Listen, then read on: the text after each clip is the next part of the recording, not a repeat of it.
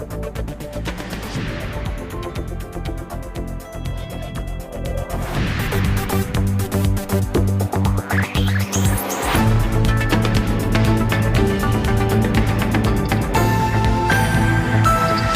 báscula, el peso de las ideas. ¿Qué tal? ¿Cómo está? Muy buenas tardes. Les saludamos cordialmente en este jueves. Es jueves de gobernanza con el doctor Pablo Arredondo, a quien saludo con mucho gusto. Pablo, ¿cómo estás? Bienvenido, como Antonio, cada 15 días. Muchas gracias por la invitación. Nada, Pablo, y pues es un gusto platicar contigo. Ya estábamos debatiendo aún antes de entrar al aire en este programa, pero bueno, quizá de lo que estamos platicando no va a ser tema en esta ocasión, quizá para otro programa lo sea, y con mucho gusto seguiremos con este debate que sosteníamos el doctor Arredondo y su servidor. Iniciaremos con este Sistema Nacional Anticorrupción, ¿te parece, Pablo? Y abordaremos luego más adelante los temas que tienen que ver con medios, pero como es jueves de gobernanza, pues te pregunto qué te parece lo que el Senado aprobó, la Ley General del Sistema Nacional Anticorrupción y la Ley de Responsabilidades Administrativas, que se conoce como la Declaración 3 de 3, ¿no? ¿Qué te parece lo que se aprobó en el Senado, Pablo? Bueno, es primero que nada hay que reconocer que es el producto, pues, de un proceso que se ha venido siguiendo de un par de años a la fecha, vamos a ponerlo en esos términos, que establece la creación a partir de una serie de iniciativas de dos leyes generales, ¿no? La Ley General del Sistema Nacional Anticorrupción y la Ley General de Responsabilidades Administrativas, ¿no? Y que de alguna manera pretenden, no digo que lo logren del todo, pero pretenden responder a una demanda social muy sentida y muy fuerte. En este país estamos dolidos profundamente, porque la corrupción nos apabulla a todos, está metida por todos lados. Tenemos una fama internacional muy mala de ser uno de los países más corruptos, y lo peor, porque la corrupción es global, es universal, no puede decir que solamente tal tipo de países son corruptos, no. La corrupción está presente en prácticamente todos los países, pero el problema es que la impunidad, los niveles y los grados de impunidad que nosotros tenemos son realmente los peores que hay en el mundo, ¿no? Creo que hacemos ahí un club de unos 4 o 5 países que estamos más o menos en la misma situación. Quiere decir que no hay consecuencias. El grave problema de todo esto no es que exista la corrupción, sino que no hay consecuencias. Sí, de acuerdo, frente a la corrupción. Y no hay consecuencias, bueno, en parte, yo no digo totalmente, porque no hay reglas que establezcan las sanciones o que fijen las condiciones bajo las cuales alguien que participa en un acto de corrupción, sobre todo, los funcionarios públicos, ya sé que no son los únicos actores de la corrupción, pero la corrupción se ha concentrado mucho, ha generado personajes de una naturaleza que uno no se la creería, ¿no? Es decir, tipos como Moreira, el exgobernador del estado de Coahuila, cuyo estado también gobierna su hermano ahora, que han acumulado fortunas inconmensurables, y junto con ellos líderes o gobernadores de otros estados que crean redes de corrupción, etcétera. Javier Duarte en Veracruz. En fin, recientemente acaba de salir una nota sobre el gobernador de Oaxaca, ¿sí? Que también ha participado en este tipo de cuestiones. Gabino Cue. Sí, no, el anterior gobernador. El anterior gobernador de Oaxaca. Entonces, bueno, lo que tú dices, lo que se ve aquí es que la gente dice, bueno, ¿y cuándo, no? La corrupción tiene un costo, no es nada más que alguien se enriquece, bueno, se enriquece con los recursos de otros, para empezar, ¿no? Por eso es corrupción, no es un negocio legítimo o lícito, es un acto que violenta, digamos, a la sociedad. Entonces, cuando alguien se enriquece con los recursos públicos, con los recursos de todo, aprovecha su posición en el gobierno o en puestos o de decisión para extraer recursos en su propio beneficio, bueno, se está dañando profundamente al resto de la sociedad, ¿no? La corrupción tiene un costo, lo hemos visto en otros momentos aquí, ¿no? A veces llega a dar cuenta de una gran cantidad de riqueza acumulada y generada, pero que se generó de manera ilícita. O sea, así como hablamos de pronto de la riqueza que genera el narcotráfico, que no es una riqueza lícita, pero finalmente da cuenta del N% del Producto Interno Bruto que hay en el país. Lo mismo podemos decir de la riqueza que se extrae por la vía de la corrupción.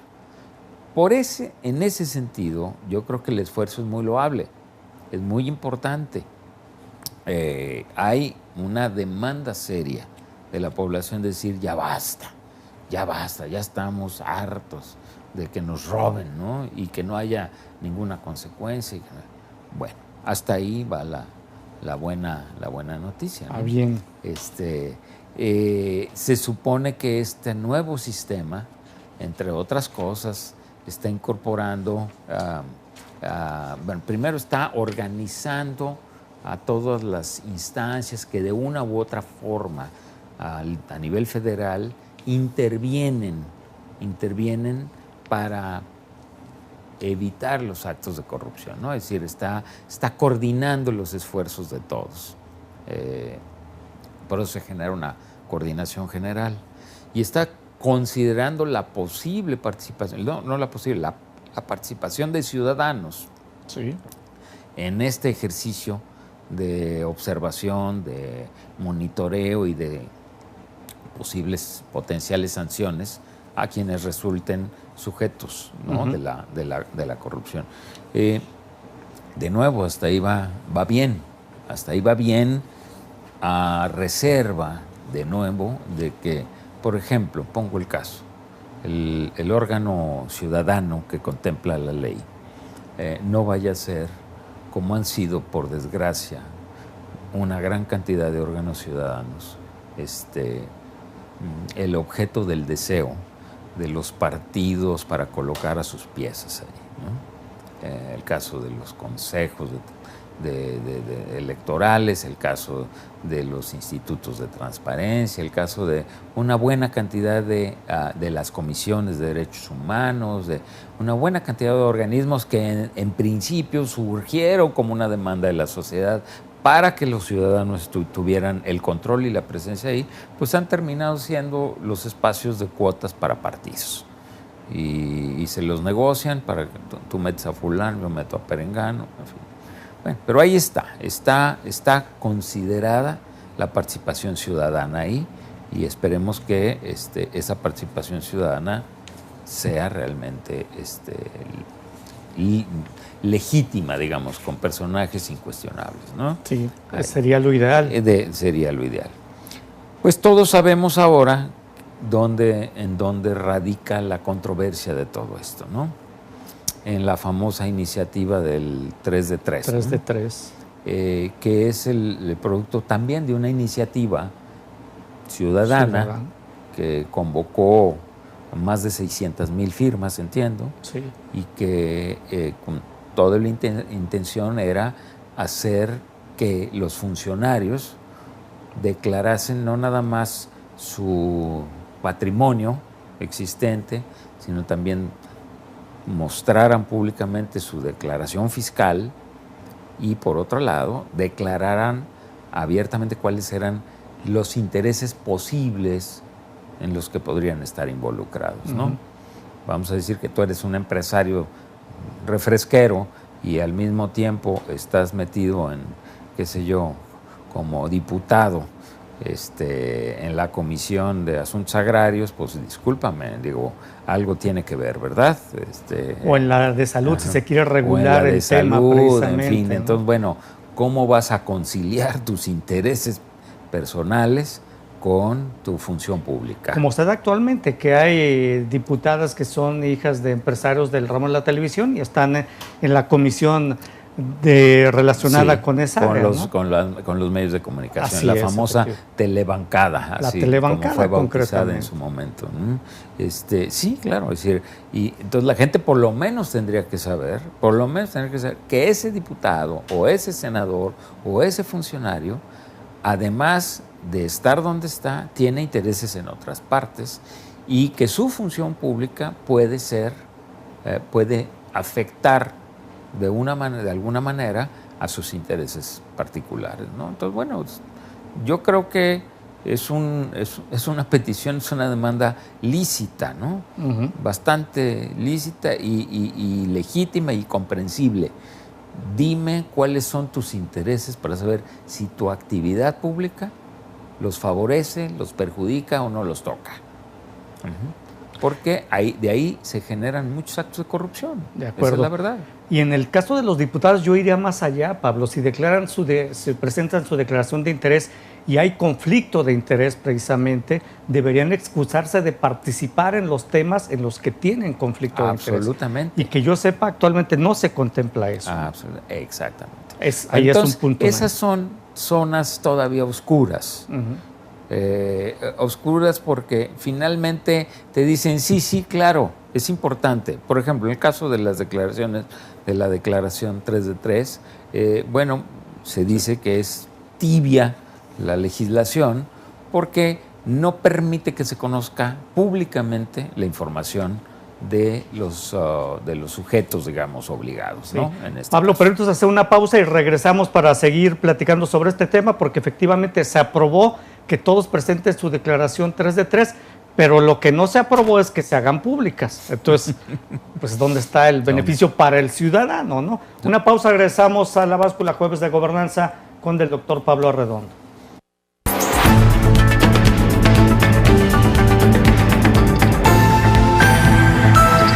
La Báscula, el peso de las ideas.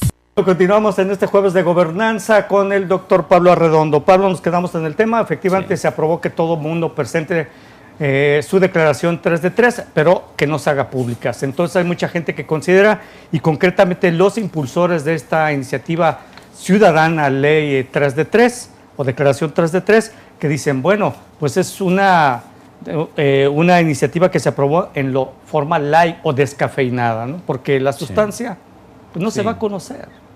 Bueno, es que esa es la parte, a ver, nosotros nos hemos caracterizado mucho por vivir una cultura de simulación, como que somos pero no somos, ¿no? Te pongo un ejemplo, nadie podría decir que el viejo régimen monopartidista, que no era monopartidista porque sí había oposición y había varios partidos, pues era la representación clara de una dictadura. No era una dictadura. Aquí había elecciones, ¿no? Pero eran elecciones manipuladas, eran elecciones amañadas, todo eso que ya conocemos, que ya sabemos, que en teoría ya se fue. Digo en teoría porque ahora hay otras formas de manipular una elección o de tratar de torcerla, por lo menos, ¿no? Uh-huh. Pero bueno, nunca fuimos declarados un régimen autoritario, sí autoritario, ¿sí? Pero nunca una dictadura. Entonces, ¿quién le podía decir al viejo PRI, que no sé si es viejo o es el mismo, parecería ser el mismo, pero ¿quién le podía decir que lo que pasa es que en su país no hay elecciones libres? Claro que hay elecciones libres, venga usted, vea a los ciudadanos formarse, emitir su voto y aunque el voto fuera manipulado, comprado, etcétera.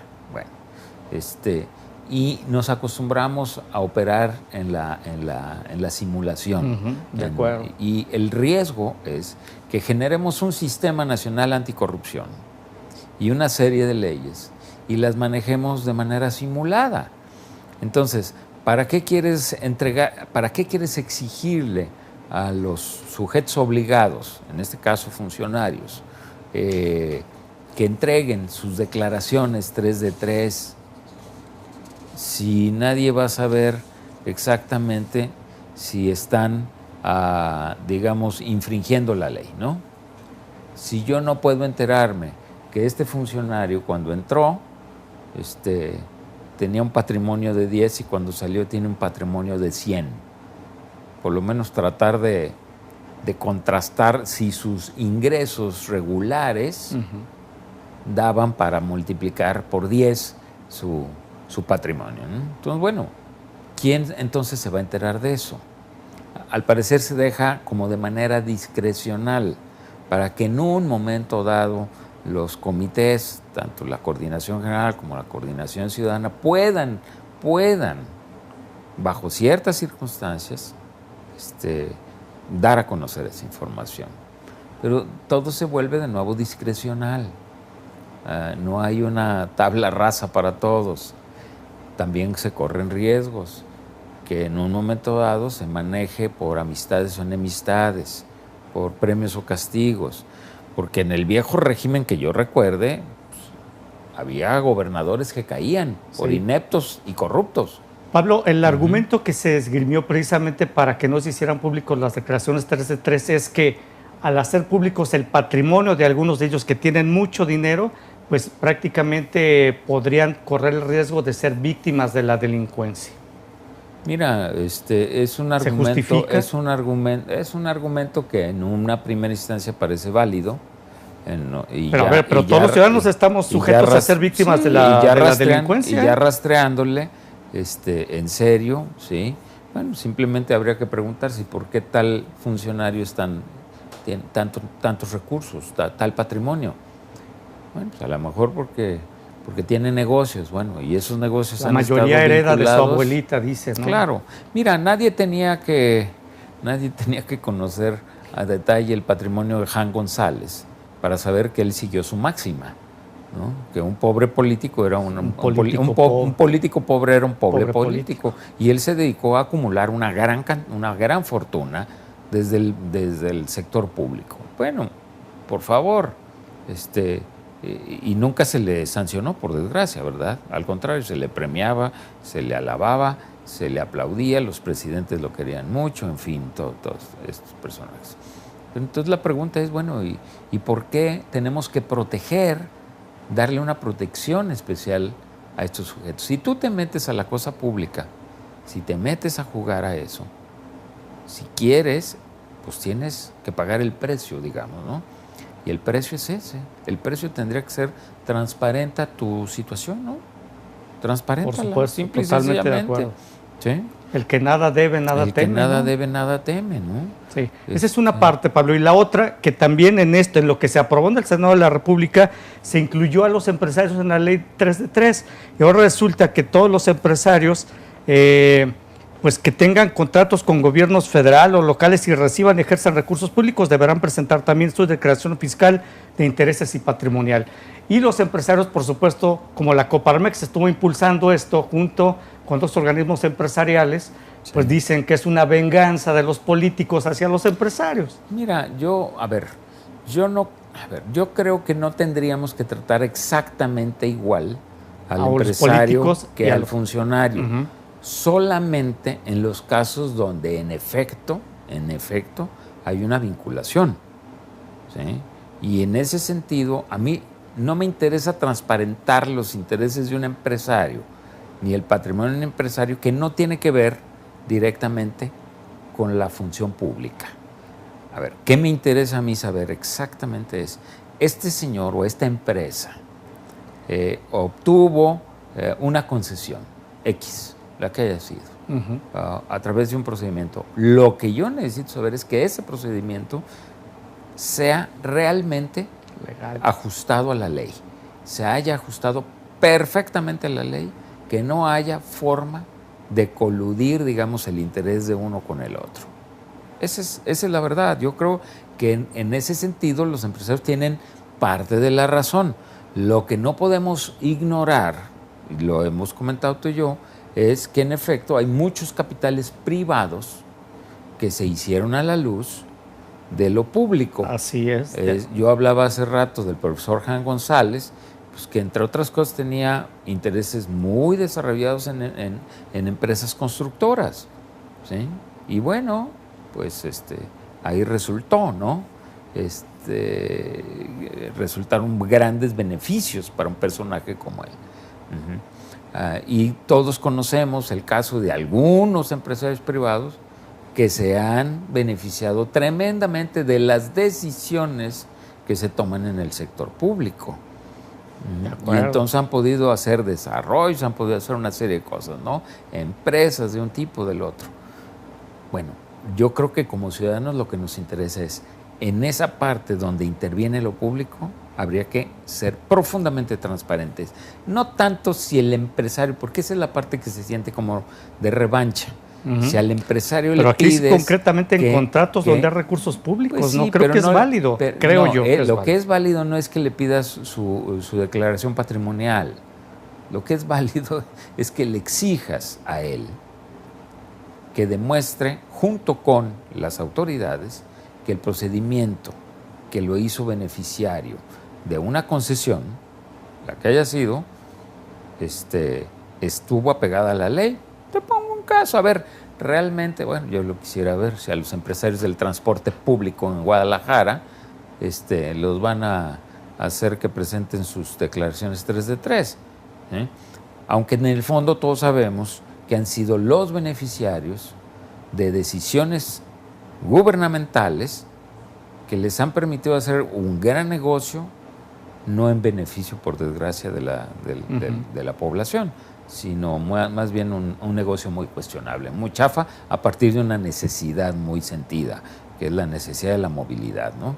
Entonces, a mí no me interesa si don fulano, no me metería a ese, más bien diría, ¿sobre qué base le estás entregando una concesión a este señor o a esta empresa? Pero lo que tampoco se puede soslayar, Pablo, es que parte del problema de corrupción es de dos vías, y también que los estudios que hemos comentado aquí muchas veces indican que la corrupción también se da en el sector privado. Pero, Antonio, es de dos vías y es de muchos niveles. Pues claro, pero de acuerdo, también te voy a decir una cosa, no es lo mismo el taquero que le paga una mordida a un inspector para que lo deje vender en la esquina sus tacos, que el señor o la gran empresa que paga fortunas para mantener un negocio cuestionable o un desarrollo cuestionable, ¿no? Entonces, a esos grandes empresarios es a los que va dirigido esto. Yo por eso no estoy de acuerdo en decir que en la corrupción estamos metidos todos, no. Y si estamos metidos todos, no estamos metidos en el mismo sentido ni en la misma intensidad. Y por lo mismo las responsabilidades no podrían ser las iguales, ¿no?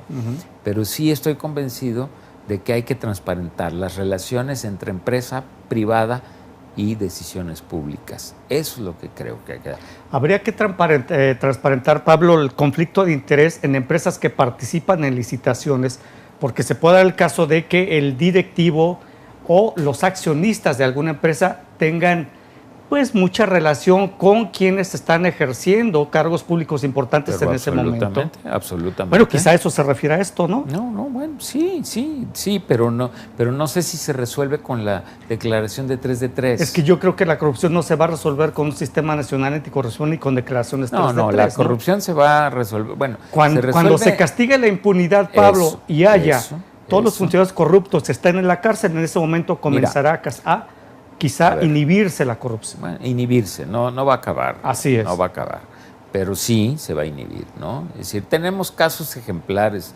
Creo que el caso más reciente es el del presidente de Islandia, creo que es Islandia, ¿no? Sí, el que renunció a raíz de los Panama Papers. Porque ¿no? se le descubre que él tiene cuentas en un paraíso fiscal, vamos a ponerlo así. Y tuvo que renunciar bajo la demanda de la sociedad. Aquí, ¿cuándo has visto? A ver, ¿qué le pasó al señor presidente de la República cuando ventilaron que la casa, su casa particular, ¿sí?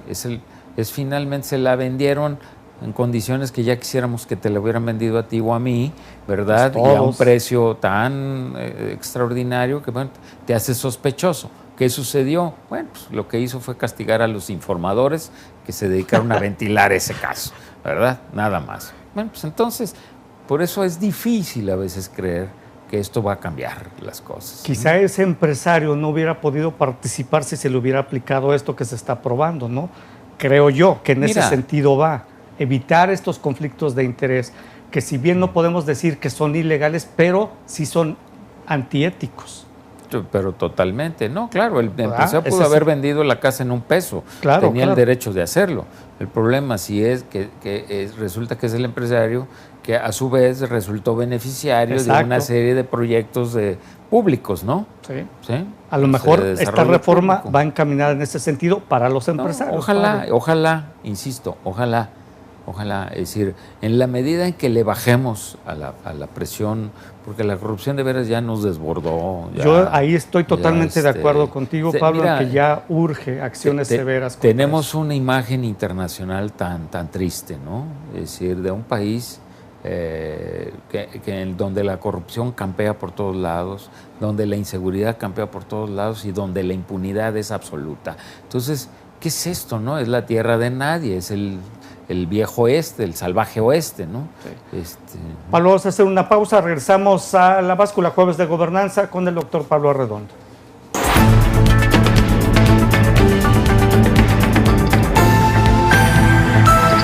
La Báscula, el peso de las ideas.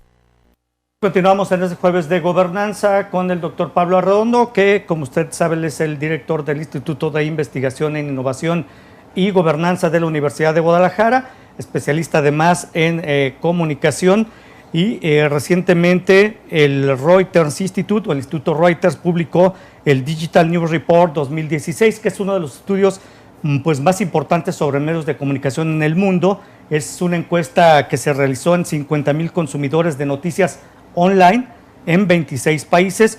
Y bueno, este informe es muy interesante, apunta algunas claves que anticipan modelos de negocio que están en retroceso y también algunos, y en producción de contenidos condicionados ya por las nuevas tendencias. Pablo, ¿qué nos comentas de este interesante estudio? Que bueno, voy a leerlo ya a profundidad, pero básicamente leí una leída así a grosso modo a lo que tú amablemente me enviaste, este Digital News Report 2016. Sí, es un reporte extenso de más Sí. de 120 páginas, muy interesante, porque vuelve a corroborar que estamos atravesando por un momento de transformaciones tecnológicas bien interesante, que cuando hablamos de transformaciones tecnológicas no tendremos que olvidar que son transformaciones sociales, porque la tecnología es de alguna manera el producto de la sociedad, ¿no? Uh-huh. Es decir, no es la magia que se nos impone por no sé quién, ¿no? Es decir, son innovaciones generadas por sociedades, por sectores, segmentos de la sociedad que van impactando al resto de la sociedad. Y en el área de comunicación, Antonio, tú lo sabes bien porque lo vives todos los días, pues es una de esas áreas donde es más evidente toda esta transformación de la tecnología. Y cuando digo el impacto social, pues estamos hablando de qué manera todas estas transformaciones están afectando la forma en que los ciudadanos del mundo se informan. En este caso, el estudio se concentra mayoritariamente, no exclusivamente, mayoritariamente en países desarrollados, ricos, con algunas excepciones, digo que también son ricos, pero no son tan desarrollados como Brasil, o Turquía, digamos, pero bueno, no incluye a más países de América Latina, ni a países de África, ni a otros países de Asia, con excepción de Corea y de Japón, que son países de alto desarrollo, ¿no? Lo interesante es ver las nuevas tendencias a partir del desarrollo de las nuevas tecnologías, ¿no? ¿Qué está pasando?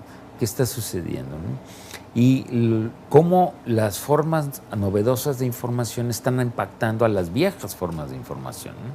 Y por viejas vamos a considerar los, entre comillas, viejos medios de comunicación como la radio, la prensa escrita, la televisión, en fin, cómo esto está conformando nuevos patrones, nuevos hábitos, nuevas tendencias entre los usuarios de las comunicaciones, ¿no? Y yo creo que el reporte, pues como tú lo sabes, como ya lo viste, nos arroja cosas muy, muy interesantes. Primero, este gran crecimiento de las redes sociales como fuentes de información, es decir, no nada más para vincularme con mis amigos, sino como fuentes de información del acontecer. Como una fuente, la mitad, de hecho, este informe dice, la mitad de los encuestados utiliza los medios sociales como una fuente de noticias semanal y Facebook es la herramienta para encontrar, leer y compartir contenidos. ¿Te das cuenta? Es decir, de pronto una aplicación de Internet tecnológica como Facebook, un desarrollo pegado a Internet, que se ideó sobre todo con la idea de que pudieras interactuar, digamos. Sí, con tus amigos, con nada tus más. Con tus amigos o con los del otro lado del mundo que no eran tus amigos, pues finalmente por la curiosidad de conocer a alguien, resulta que se ha ido transformando en una de las principales fuentes de información de los sujetos, ¿no? Entonces, estamos viendo que para bien y para mal, sí, ojo, no hay que decir que necesariamente esto es todo positivo. sea bueno en Facebook, ¿no? No, esto no necesariamente es positivo. ¿Qué significa? Que está significando que la gente abandone ahora viejas formas de información y se sume mayoritariamente a estas nuevas formas de información, ¿no? Que tienen cosas que pueden ser muy loables, ¿no? Tú lo acabas de mencionar. El hecho de que tú puedas... Me encontré esta noticia en un portal de X. Uh-huh. Me interesa mucho que mi red, mis cuates que están en Face también, la conozcan. Entonces, bueno, en ese mismo momento yo la puedo difundir y socializar, llamémoslo así, ¿no? Uh-huh. Y compartir. Cosa que, bueno, pues yo no podía hacer si estaba leyendo el periódico muy interesado y me encontraba una noticia muy interesante y en ese momento, ¿y con quién la comparto, no?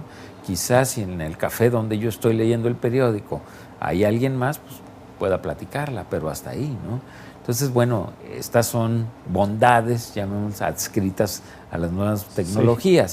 Sí. Pero también puede ser que te encuentres, como hemos dicho en otros casos, cualquier cantidad de basura en la red. Y lo que haces lo que mencionan ahí, que es como un regalo basura. Envenenado, ¿no? Es un regalo envenenado. Es decir, lo que haces es, yo te comparto toda esta basura. Fíjate, otro de los elementos que salen a la luz es que hay algunos portales que no están dedicados exclusivamente a la información, sino que suman información de otras partes. Portales, qué sé yo, de búsqueda, por ejemplo, uh-huh. ¿no? Y ahí, pues, cuando tú entras a ese portal, lo que te encuentras es una cantidad de noticias. El problema es que muchas de esas noticias, primero, no las generó el portal mismo, no las generó. Pero además de eso, muchas de esas noticias son tan irrelevantes. Yo te pongo un ejemplo, porque hoy en la mañana lo estaba viendo, ¿sí? O sea, la noticia es lo bien que está la hija de Luis Miguel, ¿sí? Como encabezado de noticia. Nota destacadísima. O sea, acababan de asesinar a una representante, a una diputada en el Reino Unido. Sí, esa noticia sí la vi en la mañana también. Sí, pero en ese portal no aparecía. Pero sí aparecía, ¿sí?, la perfecta forma en la que está la hija de Luis Miguel. Entonces, si los N cantidad de usuarios que recurren a ese portal de búsquedas y de correo y de todo lo demás, y lo que se encuentran es esa información, pues eso es lo que están consumiendo noticiosos como noticia, ¿no? Y ese tipo de portales también tienen una gran atracción entre los usuarios. Porque el consumidor a lo mejor no es un consumidor muy sofisticado, no es un consumidor muy demandante, no es un consumidor bien informado. Pero en fin, el hecho es que así está pasando. Otro elemento que arroja este estudio bien interesante del Instituto Reuters, no hay que olvidar que Reuters fue un fotógrafo de periodismo muy, muy famoso y muy importante. Creo que se llamaba Walter, ¿no? Walter Reuters. Y que a partir de su iniciativa se generó una agencia. La agencia de noticias Reuters. Uh-huh. Y bueno, este instituto que se dedica, entre otras cosas, a hacer estudios, arroja en este estudio que hay un patrón muy claro. Los jóvenes tienden a informarse cada vez más por las redes sociales, jóvenes y mujeres, Los dos, sí. Las dos cosas. Y del otro lado, el otro extremo, las generaciones más añejas, vamos a ponerlo como así. Nosotros. No, tú eres joven, pero mi generación tiende a informarse más por la televisión. Entonces, ves un patrón y que, déjame que haga aquí un comercial, si me lo permites, Sí, claro. pero en los estudios que hicimos de consumo cultural informativo, de consumo mediático en Jalisco, hasta fines de la década pasada, mostraban ya esa tendencia. ¿Sí? Los jóvenes eran muy poco, los chicos entre 16 y 24 horas, muy poco frecuentaban los noticieros de televisión, muy poco. Y la población adulta frecuentaba más los noticieros de televisión, ¿no?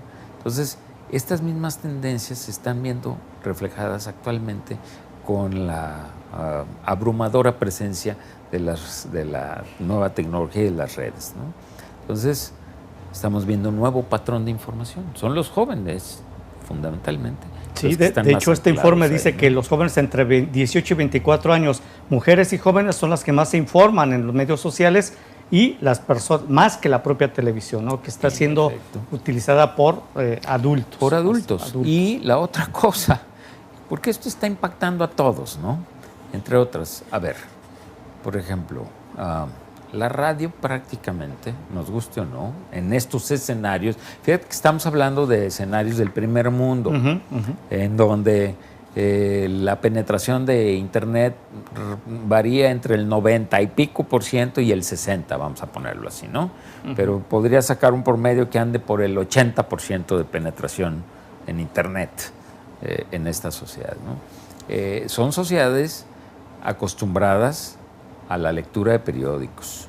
Son sociedades con altos niveles de educación. Son sociedades con medios de comunicación públicos y privados de muy buen nivel en general, ¿no? Pablo, permíteme, por favor, vamos a hacer una pausa y regresamos Jueves de Gobernanza con el doctor Pablo Arredondo. Ya volvemos.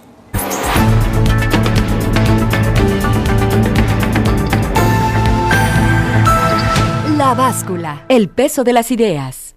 Bueno, continuamos con el doctor Pablo Arredondo en este Jueves de Gobernanza en la báscula y estamos hablando sobre el Digital News Report 2016 del Instituto Reuters, un estudio muy interesante. Pablo, nos quedamos en el tema de los medios sociales más utilizados ahora ya por mujeres y jóvenes, y la televisión pues únicamente por adultos.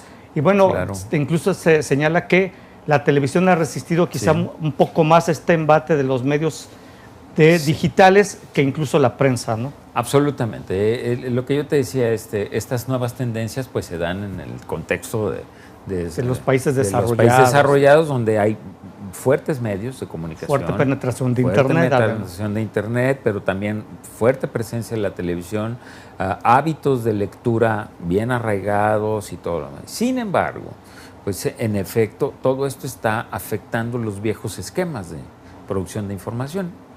Para comenzar, a los periódicos los está golpeando muy fuerte, los periódicos tradicionales. Se les multiplicó la competencia,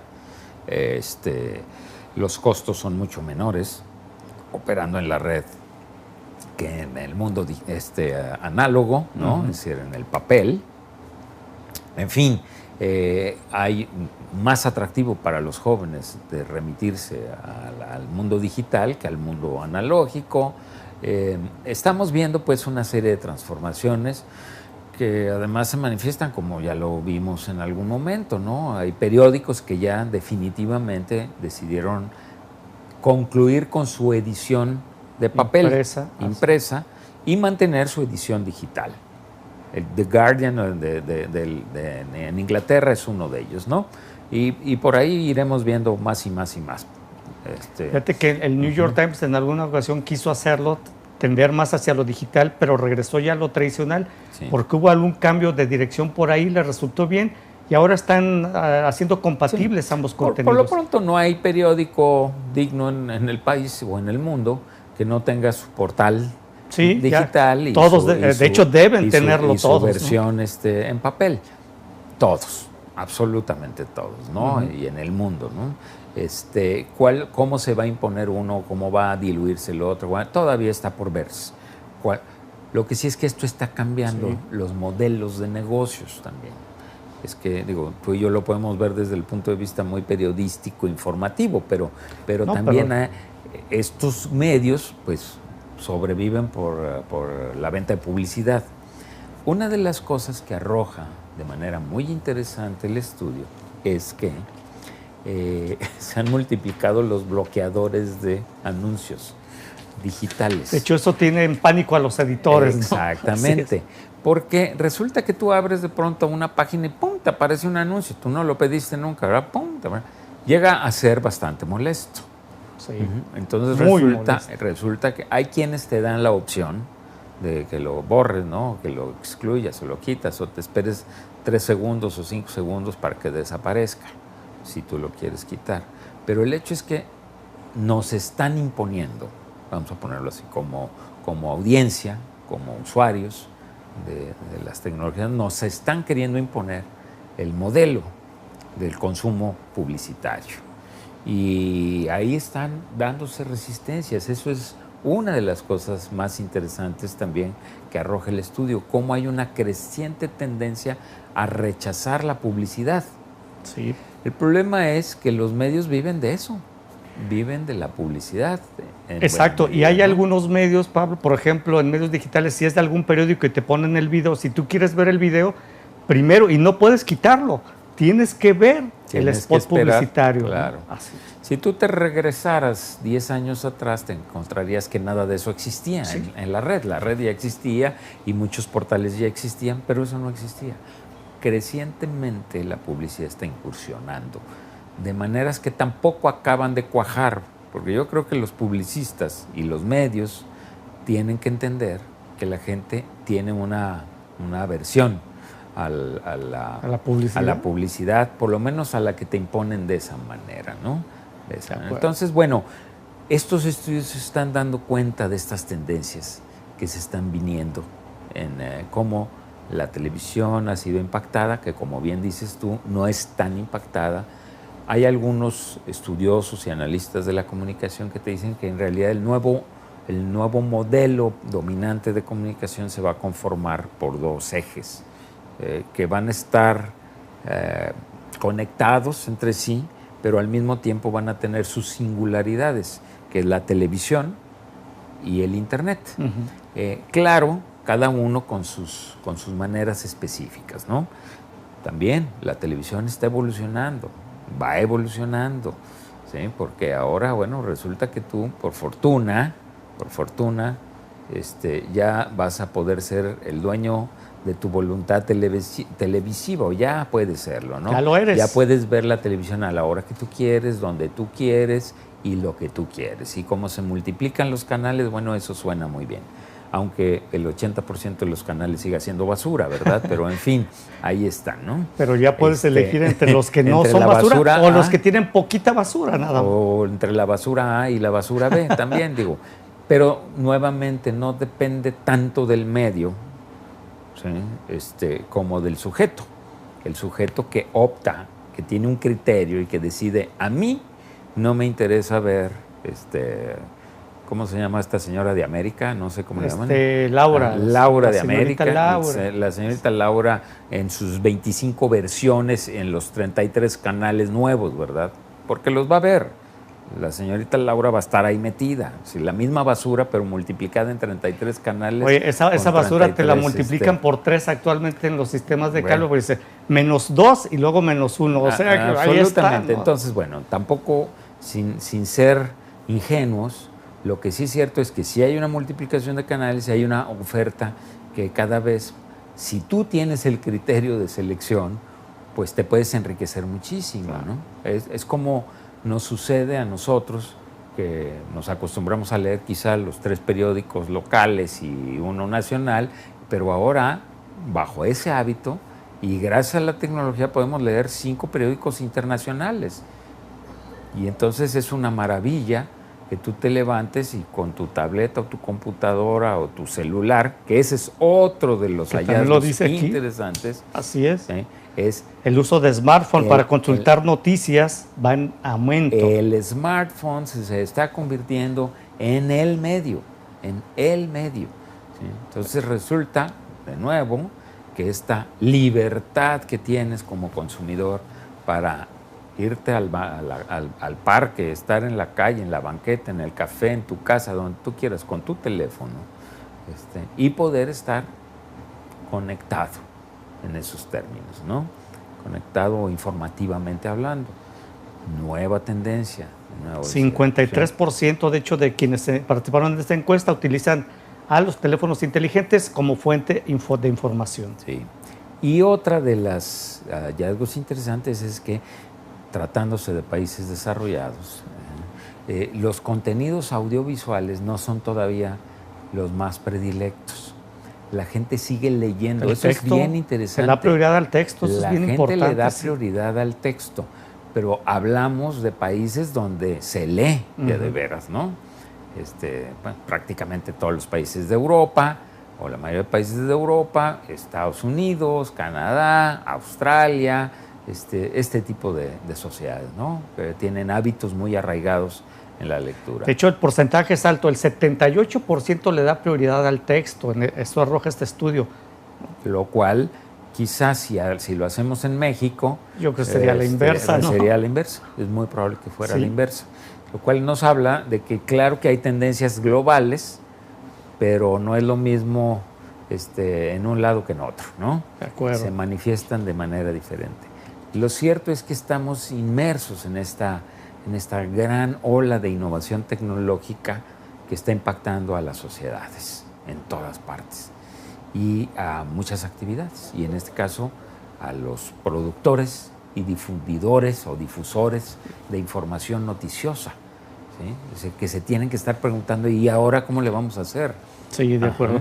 Algo que me llamó la atención es, por ejemplo, la confianza en las noticias, que es otro apartado. Bueno, a mí me llama la atención porque, bueno, pues a eso nos dedicamos aquí, pero la confianza en las noticias es más alta en Finlandia, el 65% la gente sí confía en lo que ve precisamente en los medios digitales, y la más baja es en Grecia con el 20%.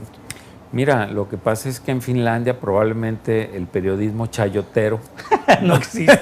No existe, ¿sí? Bueno, y Grecia, bueno, a lo mejor sí, pero porque es el 65% nada más el que confía, ¿no? No, lo que quiero decir, las tradiciones noticiosas, informativas, periodísticas, de nuevo, en cada país, son distintas. Aquí... Tú lo sabes, el gremio de periodismo en este país tiene a grandes personajes súper respetables, emblema de hecho, pero tienen también a personajes muy cuestionables, que se han enriquecido, por ejemplo, a partir de sus relaciones con el poder, desde el periodismo, ¿no? Que han aceptado las dádivas para hablar bien o mal de alguien, en fin. Esas tradiciones, yo no digo que en todo el mundo no existan periodismos cuestionables, pero como tradición hay unos que tienen más cuestionable tradición, y en otros menos. Y otros menos, ¿no? Así es. Y difícilmente alguien diría, en la BBC de Londres informan de acuerdo al interés mezquino que tiene el reportero o el jefe de información, o no. ¿Sí? Difícilmente sería eso. Difícilmente.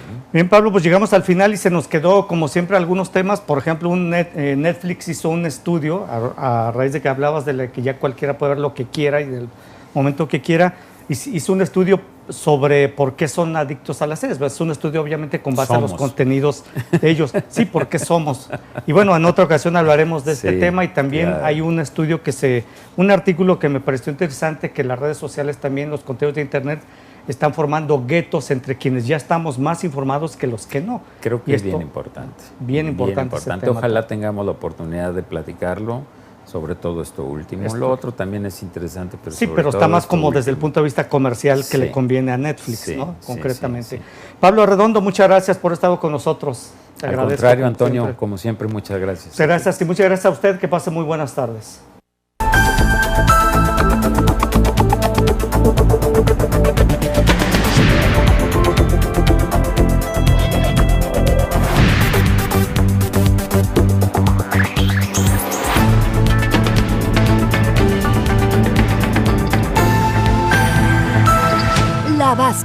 El peso de las ideas.